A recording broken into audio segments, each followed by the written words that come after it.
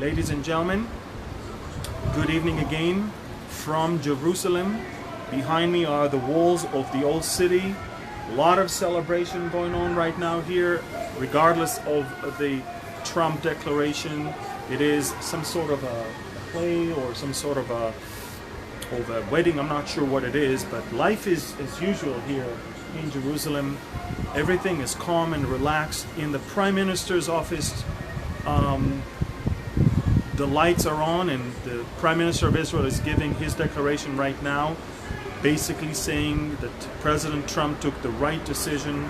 President Trump just laid out all of his reasoning of why he should have done that and why he did that.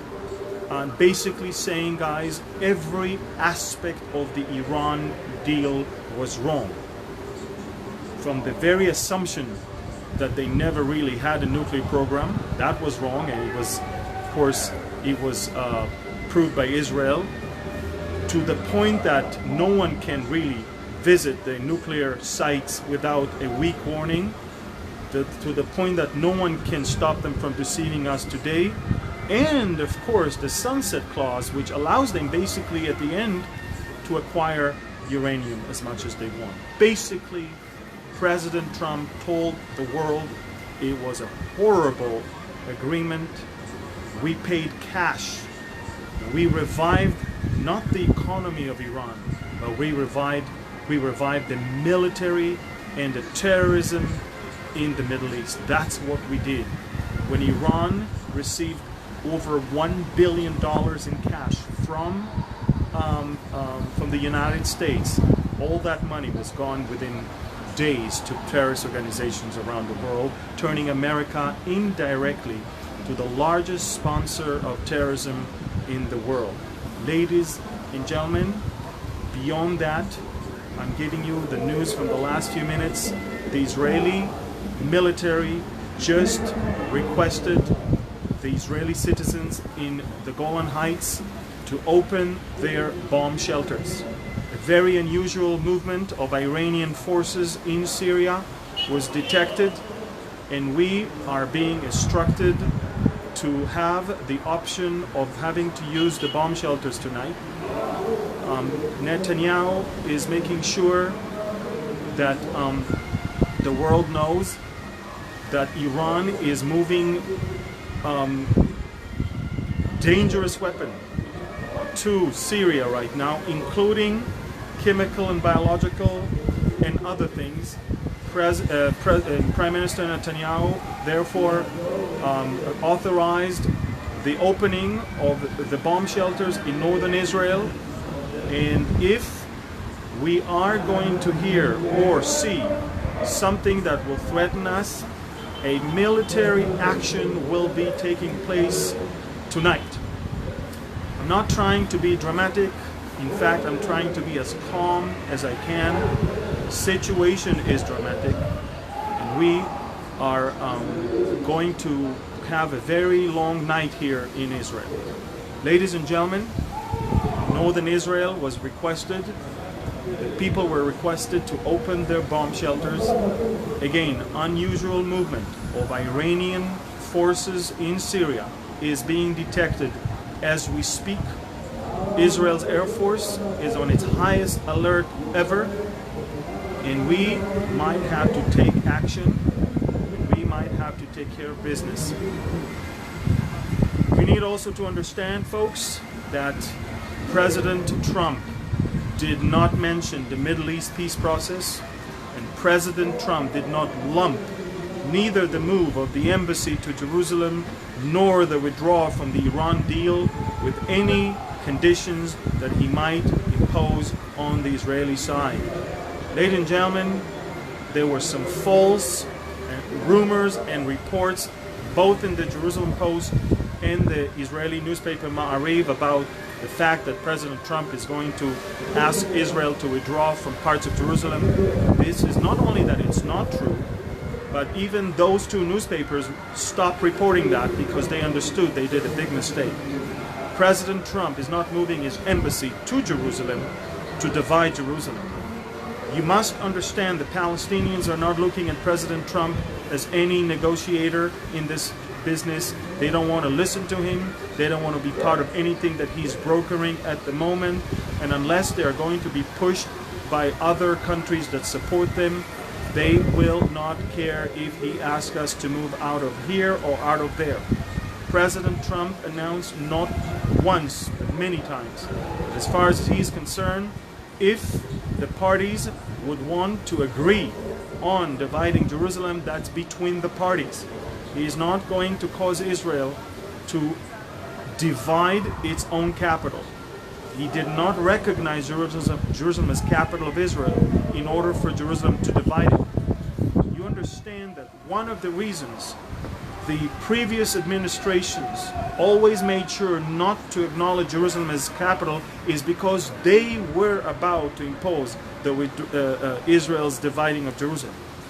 The minute President Trump acknowledged Jerusalem as the capital of Israel, that's the moment he basically took off the table any idea of dividing the city. He knows that the Israelis will not agree. He knows that the Palestinians will not settle for less than the Temple Mount and the Old City. And he understands that any little neighborhood here or there full of Palestinian Muslims is not going to satisfy anyone, and it's just going to create more problems. Ladies and gentlemen, the withdrawal of the Americans from the Iran deal is a withdrawal of America from the international community's effort to bring that false peace to the Middle East.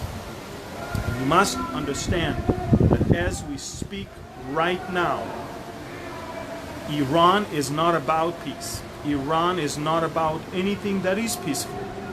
Ever since the Iran deal was signed, the Iranian military budget went up 40%.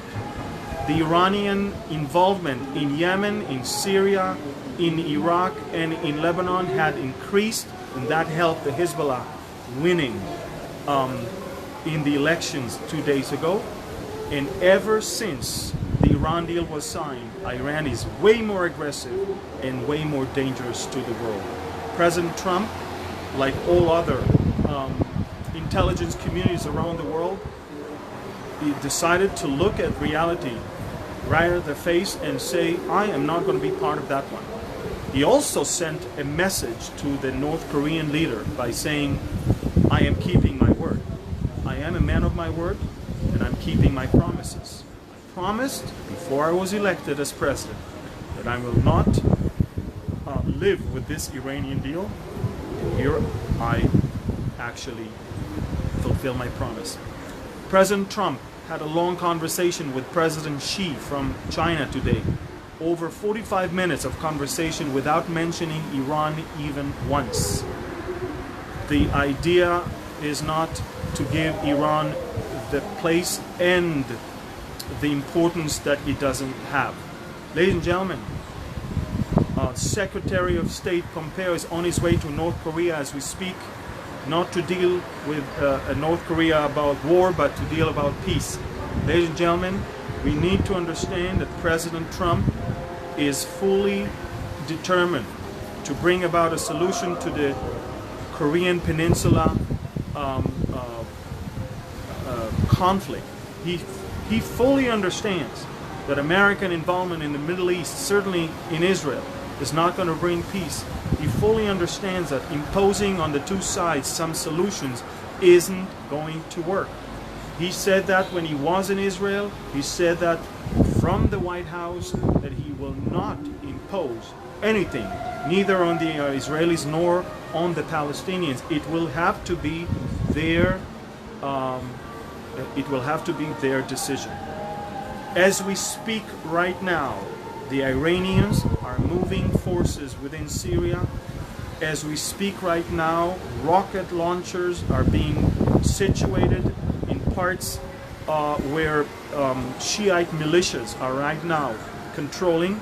As we speak right now, Israel is bracing for maybe 1 or 2 barrages of rockets that might fly from Syria. It's not a war. It's not even close to a war.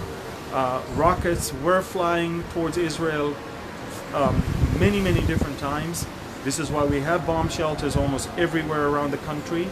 And not only that, you need to understand that Israel is determined to prevent that from happening. That might involve a military action as we speak, maybe even tonight, could be tomorrow.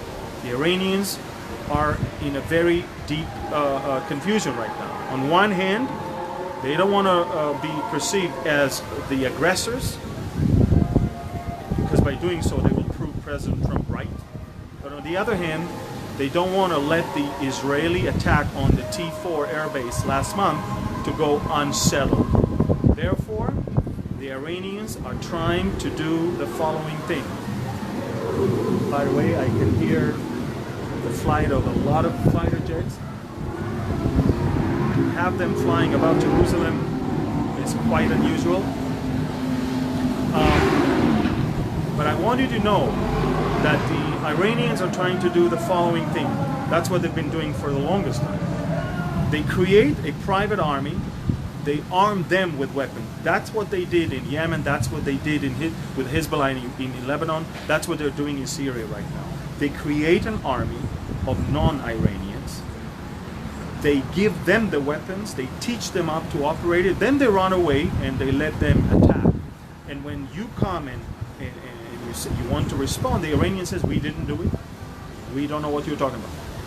Israel is warning right now the Iranians. We know that they're doing it. We know that they're arming those militias. We know that they're teaching them how to pull the trigger. And we know that it is done by them for the sake of hurting Israel. And we will hold them responsible. Ladies and gentlemen, if you thought for a minute that the display of President Netanyahu, the public display of what we found in Iran, or what we brought from Iran, was an unnecessary thing, now you may finally change your mind to understand that that was the last straw for President Trump. When he saw those papers, when he realized the depth and the breadth and the width of the Iranian deception, he then decided it is enough. I don't even have to wait until May 12th. I can announce it right now that this whole thing is one big lie. So I want to repeat myself. First of all, Israel is bracing for some sort of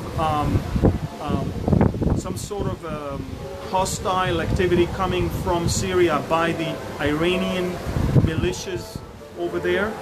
Israel ordered the people of the Golan Heights to open their bomb shelters in case they might need to go there, even in the next few hours. Israel also warned the Iranians that we will hold them responsible if anything is going to fly towards Israel from either Syria or Lebanon. At the same time, I must make it clear, instead of suspecting that President Trump is against Israel or is about to dividing Jerusalem, I want you all to understand, I have never seen any president so brave, standing in front of the entire world and saying this is a bad deal.